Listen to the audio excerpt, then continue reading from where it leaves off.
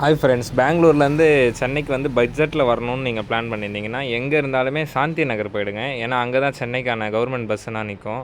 நாங்களே அதான் நினச்சோம், கவர்மெண்ட் பஸ் தானே, சரி டிக்கெட் ரொம்ப கம்மியாக இருக்கும், அப்படி கம்மியாக இருந்தால் கூட பஸ் எதுவும் நல்லா இருக்காதுன்னு சொல்லிட்டு உள்ளே போய் பார்த்தா ஓகேவாக இருந்துச்சு. ஏசி ஸ்லீப்பரே நீங்கள் வரலாம் பட்ஜெட்டுக்கு. உள்ளே போய் பார்த்தோன்னா ஏசியோட கூலிங்கு எல்லாமே சூப்பராக இருந்துச்சு. சீட்டிங் அரேஞ்ச்மெண்ட்டு எல்லாமே பக்காவாக இருந்துச்சு. டிக்கெட் ரேட்டு பார்த்திங்கன்னா ஒரு ஆளுக்கு வந்து 800 சார்ஜ் பண்ணுறாங்க. 2 பேர் நாங்கள் வந்திருந்தோம், நானும் என் ஃப்ரெண்டும். மொத்தம் பார்த்திங்கன்னா 1600 சில்லற கிட்ட ஆச்சு.